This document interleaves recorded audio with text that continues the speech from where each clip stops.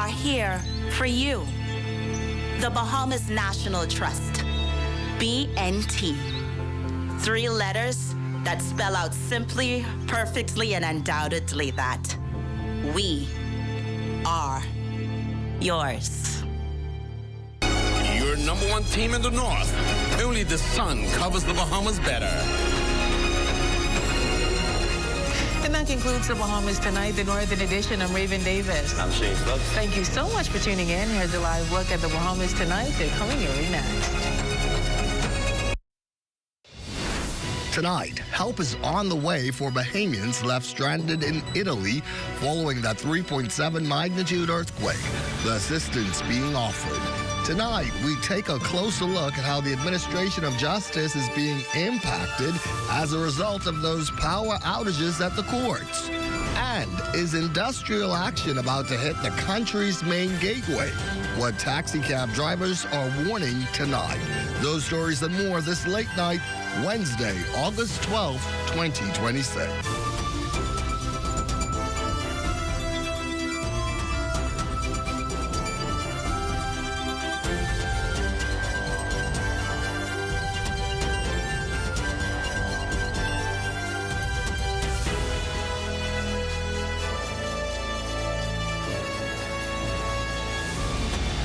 The Bahamas Tonight at 11. The final word starts now.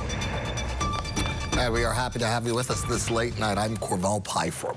The return home for a group of 120 Bahamians in Europe has been impacted by the surprise volcanic eruption of Mount Etna in Sicily.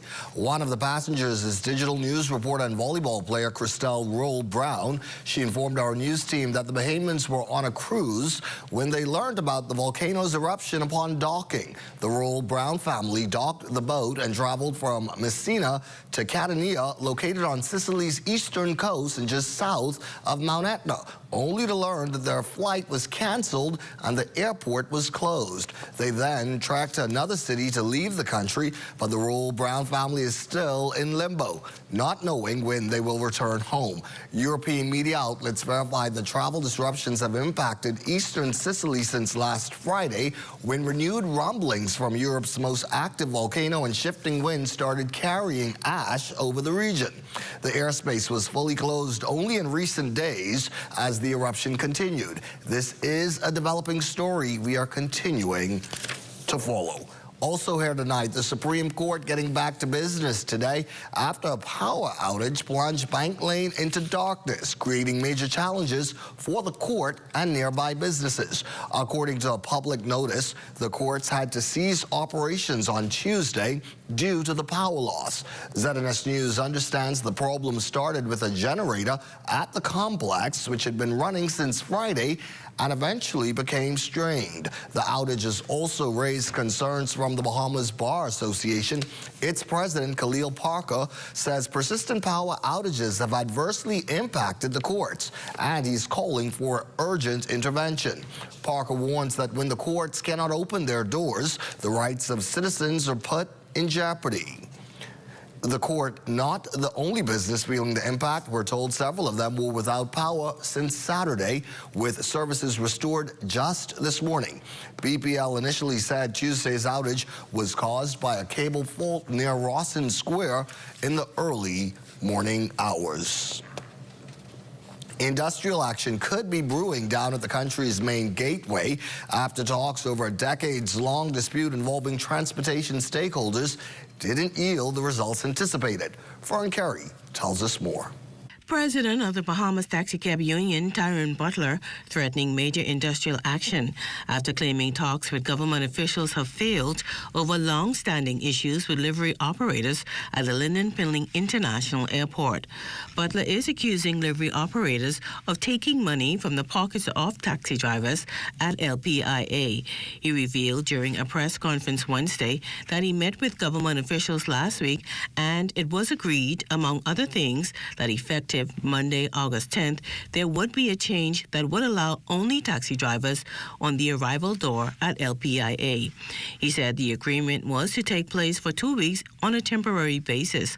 However, he said livery operators were apparently not informed about the agreement. Butler stressed that there is no way of resolving the issue without industrial action. And we can no longer continue to just meet and meet and meet. We are now going to rely on all of the options that's available to us. And so whatever happens moving forward, we're going to do what we have to do. And that's why we are involving the leader of the Commonwealth of the Bahamas Trade Union Congress. We're expecting our affiliates to join us because the Bahamas Taxi Cab Union has had it. And we asked them to come and walk with us, to stand with us, as we are asking the Commonwealth of the Bahamas Trade Union Congress and our affiliates to do. Because enough is enough. On Monday, livery drivers blocked taxi drivers' access to LPIA in a short standoff after President of the Livery Drivers Union, Tory Austin, said several taxi drivers occupied spots designated for his membership. Back in July, taxi drivers also staged a protest over the presence of livery drivers at LPIA. Meantime, President of the Bahamas Trade Union Congress, Obi Ferguson Casey, says only the taxi drivers have the legal backing to be where they are stationed at LPIA. The law is clear, you know. Those spaces are reserved for taxi drivers. If you pay your dues, you expect to get benefits from paying dues. But you have done that. What's the issue? I'm not making it up. I didn't bring the copy of the act. It's in the act. Those spaces are reserved for taxi drivers. Ferguson said the Taxi Cab Union has the full support and backing of the TUC. For the Bahamas Tonight, I'm Fern Carey. Foreign Transport Minister, the Honorable Leon Lundy, has since commented on the standoff and the subsequent threat of industrial action, suggesting the taxi and livery drivers meet, engage in good faith, and work together for an amicable solution. He added that once both parties reach an agreement, his ministry will ensure the terms agreed are respected. Still on Union News this late night, the Bahamas Union of Teachers reaching an impasse in negotiations for a new industrial agreement. This latest development coming months after teachers overwhelmingly rejected a resubmitted salary proposal. Here's Bahamas Union of Teachers President Belinda Wilson. We are scheduled to meet on Thursday, August the 13th, 2026. So I will update all of you, the members, after our session on Thursday, August the 13th, 2026.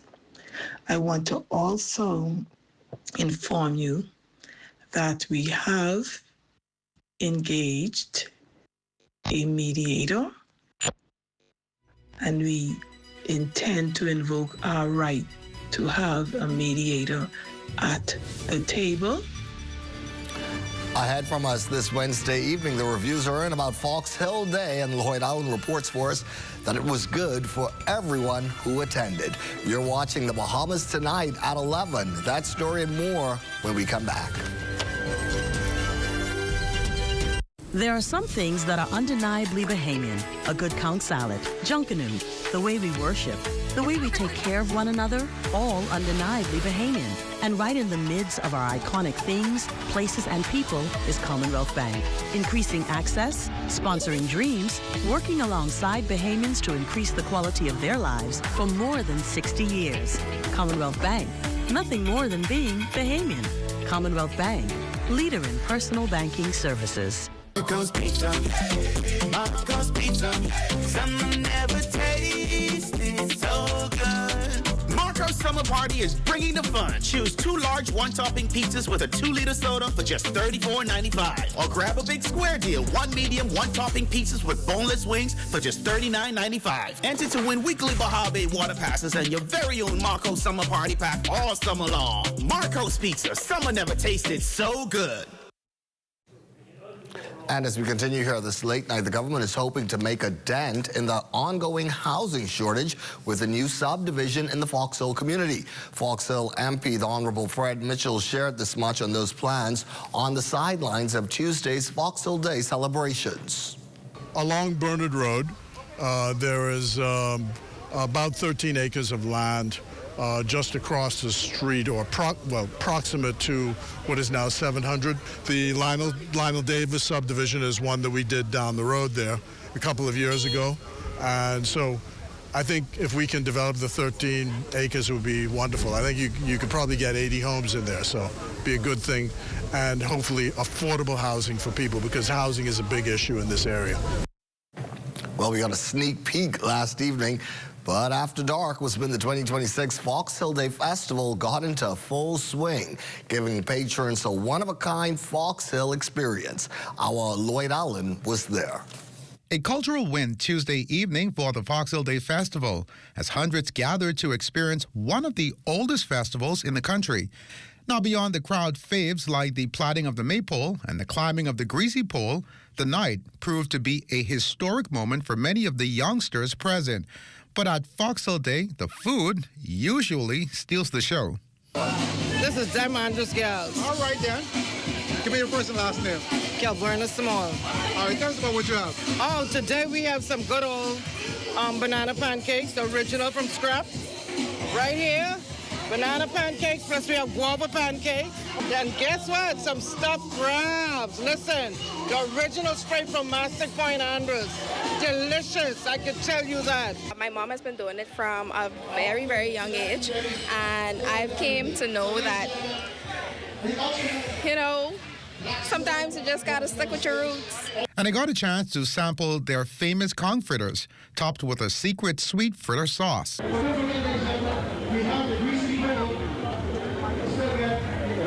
All right, so we have Gregory Brown out here again. He was out here on Emancipation Day, now back here on Fox Hill Day. Gregory, what you got tonight? Boy, we got some delicious stuff tonight. We got some grilled conch, as you can see. We also get some grilled lobsters, as you can see. All I can say, this food it gets better and better. Oh yeah, man. Every year we get better and better. For those in attendance, this year's Fox Hill Day Festival was one for the books and remains a showstopper, giving Bahamian culture and entertainment a lively platform for well over 100 years. For the Bahamas Tonight, Access Now, I'm Lloyd Allen. Today, the Church of God of Prophecy paused to recognize 4 organizations for their work in communities across New Providence as part of its Love Your Neighbor Day initiative. The church presenting donations and recognition to Hands for Hunger, Foam, that's families of all murder victims, the Ranfurly Homes for Children, and the Persis Rogers Home for the Aged. The COGOP National Bishop Dr. Woodley Thompson says the church wanted to support organizations already responding to the needs of the community. It was important for us to demonstrate that the organizations within the community are doing an excellent job already. And so we wanted to support them and encourage them in loving their neighbors. Berniska Bullard, brand ambassador for the Ranfurly Homes for Children, is herself a former resident of the homes, while Candy Gibson, founder and director of Foam, who works with families navigating the aftermath of losing a loved one to violence. Both say the support helps them continue work that extends well beyond today's recognition. As a former resident myself, I know the work that it takes. I know now, being a part of the team, the work that we do on a daily basis to keep our doors open and just to provide a safe and nurturing environment for our kids where they can thrive and become productive citizens in society. And so be out here 14 years and to be recognized and continue to get recognized, you know, it gives you more boost. You know, it's a pat on the back to say, hey, continue going, you know, continue moving forward, continue doing the best you can. Our Women in Sports Wednesday feature has a great story on an up-and-coming gymnast. Amajal Knowles has a preview of what else we have coming up next in Late Night Sports. The sports minister giving an update on repairs at the National Stadium. The country set to host the World Relays in 2028. Details of that story and more coming up in sports. Shop early to get your uniforms and catch Janae's Uniform Center's buy 4 get 1 free sale. Pre-monogrammed and regular school shirts, dry fit and cotton polos, jumpers, skirts, boys long and short pants, PE shorts, underclothes, tights, socks, neckties, belts, sleeping mats, hair accessories, and character work desk. Get 50% off backpacks, lunch bags, and raincoats. Buy 4 school shirts, get 1 free. Buy 2 skirts, jumpers, or pants, get the third 50% off. Need embroidery and monogramming done? Visit Janae's Uniform Center early. Beat the back-to-school rush. Janae's Chesapeake Road back-to-school special. Restrictions apply. So don't be profiling anybody. Trust the leader in private lending for your personal loans. Oh, they like the path to financial freedom. What? Just for you. Come on. Sunshine financing for a sing-a-ling-a-ling. Hey, hey. When you need that money, come home vacation every. Don't be profiling in this party. What? I want that 000. I girl on there cause I got no money. You only hear me, eh? You better go by Sunshine Finance and ask them for the 000 promotion. Go 000 with Sunshine Finance. 0 interest, 0 payments, and 0 service fees until 2027. 000. More savings, more freedom. Apply now.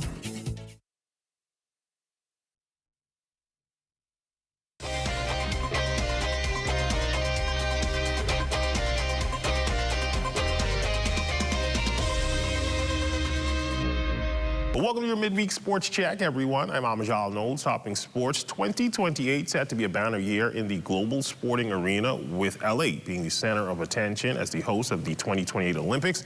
Just ahead of that, here in the capital, perhaps serving as a great preview, the 2028 edition of the World Relays taking center stage at the Thomas A. Robinson National Stadium, facility which is currently in the process of major cosmetic upgrades in order to host not only the World Relays, but several other major sporting events as well. As Minister of Youth and Sports, the Honorable Mario Bolag, giving us this update. Well, the preparation is going well. You know, I think right now, I think World Relay will be making a visit here in January to check our stadium and see how far he is with the progress of our renovation.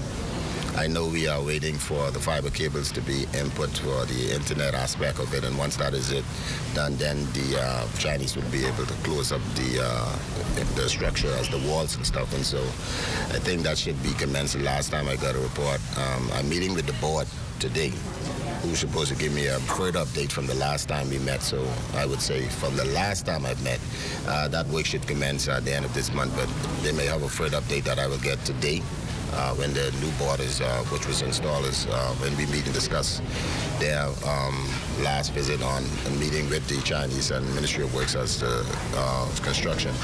But I think all will be well. We understand that there's a timeline that we need to be ready for when World Relay comes for their visit.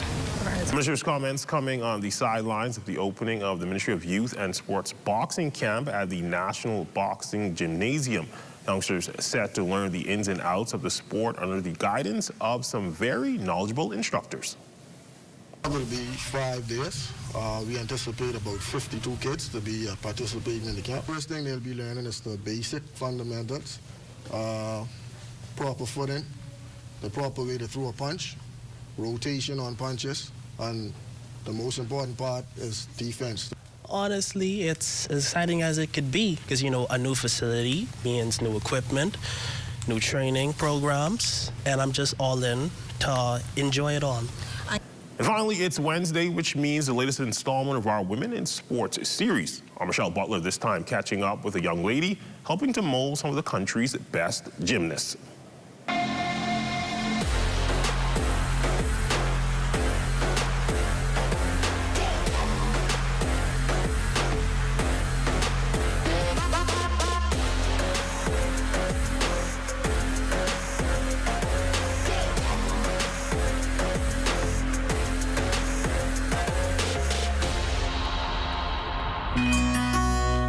Strength, balance, and determination. Faster. Those are just a few of the lessons gymnastics has taught Janelle Johnson over the years. What started as a childhood hobby quickly became a sport she fell in love with. My first time ever coming to Bahamas Gymnastics was at the age of 3. But then I ended up deciding, hey, maybe this isn't for me. But then I ended up revisiting the sport at the age of 8. That's when I realized that was something that I loved to do, and I wanted to continue at the competitive level. So from there, I started as a recreational gymnast, and then trained from there, and then coaches saw some potential in me. I competed my first competition, I believe, at the age of 10 at Atlantis Crown. I came first place all around, and then after that, I competed level 3, level 6, and then started training level 7. Y'all line up at the end of the runway. Y'all have your last turns, okay? But her journey didn't stop as an athlete. Now she's giving back as a coach, helping young gymnasts discover the same confidence and joy she found in the gym. Coaching has been the best thing that ever happened to me. I never realized that I would love something so much. Like before, I loved the sport, but then coaching just brought a different light into the picture. I honestly started viewing things differently. I learned how to work with children. I learned how to work with different personalities. I learned how to be able to see people more than just a gymnast, just an athlete. I saw them as people, and people who are now a part of my life as well. While she's passionate about developing young athletes, she also has big dreams beyond the gym. My main career is to become an echocardiac sonographer. So I'm currently at the University of Oklahoma to study sonography. So currently I'm doing my prerequisites, and then from there I would apply to my program hopefully by next year. And then from there I would be the new diagnostic medical sonographer in the Bahamas. Whether it's continuing her education, growing the sport, or pursuing her career, she's determined to make an impact wherever life takes her. Through every jump, tumble, and landing, she's proven that success isn't just measured by medals, but by the lives you inspire along the way. For Women in Sports Wednesday, I'm Michelle Butler. Thanks, Michelle. That's been a look at your sports on this Wednesday. I'm Amajal Knowles, signing out until tomorrow.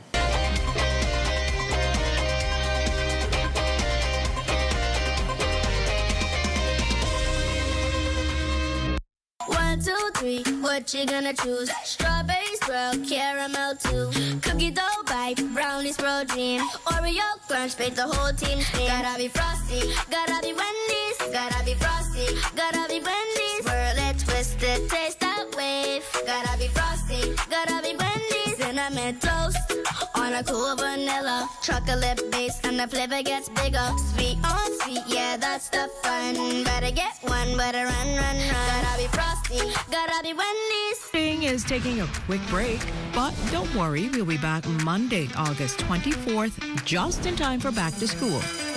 Fresh stories, big trends, more fun. What's trending back at 6 p.m. only on the ZNS Network. The Bahamian spirit doesn't stop at our borders. It travels wherever our people go.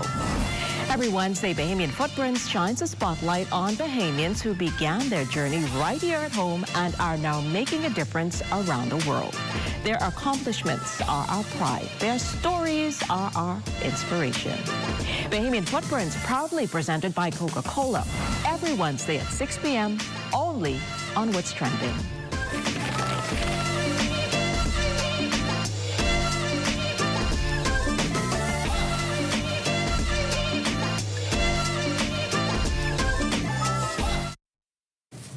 Well, there's some activity taking place in the tropics tonight. For more on that, let's say good evening to our Diane Dorset, who's here with a look at our late night forecast. Good evening, Diane. Good evening, Carvel, and good evening, Bahamas. So far, the 2026 Atlantic hurricane season has been quieter than usual, likely due to an active El Nino in the Pacific, but the tropics have begun to stir. Tropical storm Cristobal formed today, making it the third named storm of the season, according to the National Hurricane Center. It's traveling east at 25 miles per hour, but is expected to dissipate by tomorrow. We're also tracking two other areas of potential development in the Atlantic, one south of the Cabo Verde Islands, with a 40% chance of cyclone formation, and the other in particular is standing out, located 950 miles south of the Cabo Verde Islands, with an 80% chance of the cyclone's formation. Now, fortunately, right now, the two disturbances do not pose an immediate threat to land, but continue to tune in as we monitor these systems and keep you updated. Now, taking things back home, our satellite picture shows some clouds over the northwest Bahamas, and we've also got clouds approaching the southeast Bahamas associated with a westward moving tropical wave. Elsewhere, we have got pretty clear skies. Now, let's take a quick check on temperatures around the Family Islands. In the northwest Bahamas, it's 88 degrees in Grand Bahama, 85 in Bimini, and 87 in Bullocks Harbor. In Marsh, Abaco, 83 degrees. In Fresh Creek, Central Andros, 86, 88 degrees in Camp Space, South Andros, Eleuthera, Arthur's Town, Kit Island, San Salvador, Rumkey, and 87 in Exuma. And moving down south is 86 degrees in Long Island, Crooked Island, and Ragged Island, 88 in Auckland and Betsy Bay, 87 in Matthew, Nagua, and for the Turks and Caicos Islands, it's 86 degrees. Tonight, what we're expecting is a low of 81. It's still going to be very warm, but at least we're going to get mainly clear skies. And then tomorrow, a high of 91 degrees. There'll be times of sun and clouds, but it'll be hot. Now, we're halfway through the week, and for the next 7 days, you can expect mainly drier weather conditions with a brief stray shower possible. Then we've got Saharan dust creating conditions, hazy conditions this weekend, which will continue into next week. We're still under a heat wave with an active heat advisory in place. Temperatures will remain hot and uncomfortable in the 90s. So remember, you'll need to stay hydrated and in shaded areas whenever you can. That's your late night look at weather, and as always, rest easy, stay cozy, and thanks for staying up with us. Have a good night, everyone. What's happening with our weather? Our thanks to you, Diane, and thank you for staying up with us this late night. That is our broadcast here this Wednesday evening. Corbell Pye for Amo, Diane, and our entire team. You take care, be well, and remember, we'll all be looking to see you again right back here tomorrow evening. Good night.